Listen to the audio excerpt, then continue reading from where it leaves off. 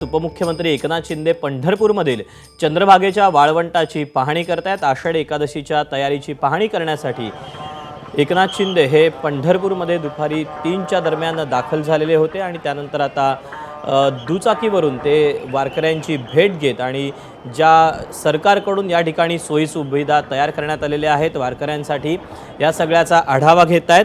खरं तर आज सकाळी 10च्या दरम्यान एकनाथ शिंदे हे पंढरपूरमध्ये पोहोचणार होते, परंतु त्यांना या ठिकाणी पोहोचायला उशीर झाला।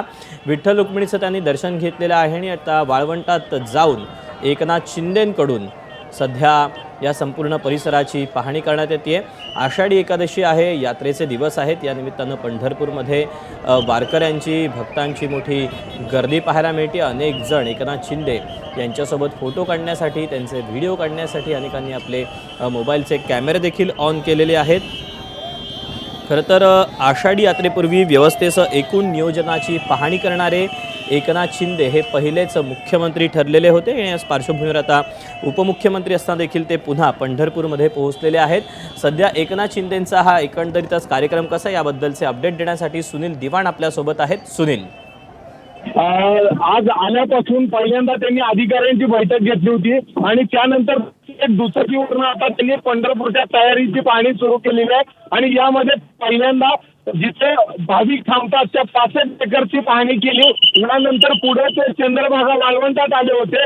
येताना इथे मुक्ताबाईची पालखी येत होती, तिथं थांबून तिथं दर्शन घेतलं आणि आता त्या परत ते दर्शन रांगेकडे म्हणजे गोपाळपूरच्या तिकडे जाणार आहेत। ज्या पद्धतीने वारकऱ्यांशी संवाद साधतायत, तयारी कशी विचारतायत हे पाहता आज उपमुख्यमंत्र्यांनी सर्वच ठिकाणं जिथे जिथे भाविक येतात ते सर्वच ठिकाणं पाहायचं नियोजन केलेलं आहे आणि त्या पद्धतीने त्यांचा दौरा सुरू आहे। दीपक, सुनील, खरं तर आषाढी यात्रेपूर्वी व्यवस्थेसह एकूणच नियोजनाची पाहणी करणारे एकनाथ शिंदे हे मुख्यमंत्री ठरलेले होते आणि आता उपमुख्यमंत्री असताना सुद्धा त्यांनी हा आपला जो कार्यक्रम आहे, जो दौरा आहे, तो यंदा देखील कायम ठेवल्याचं पाहायला मिळत आहे। गेल्या 2 वर्षापासून त्यांनी आषाढी सोहळ्यात याच पद्धतीने पाहणी करायला सुरुवात केली होती। पहिल्यांदा ज्यावेळी ते मुख्यमंत्री झाले होते त्याही वेळेला महापूजा त्यांच्याच हस्ते करायची असून सुद्धा ते आधी इथे पोहोचले होते आणि त्यांनी वारकऱ्यांची व्यवस्था कशी केली ह्याची पाहणी करून घेतली होती आणि त्याच पद्धतीने आता यावर्षी ते उपमुख्यमंत्री असले तरी सुद्धा त्यांनी आषाढीला नेमकी कशा रीतीने तयारी केली ह्याची माहिती घेण्यासाठी आज फिरतायत। जवळपास 1.5 ते 2 तास झाले ते दुचाकीवरनं फिरतायत, ज्याच्यामुळे भाविकांना त्रास होऊ नये।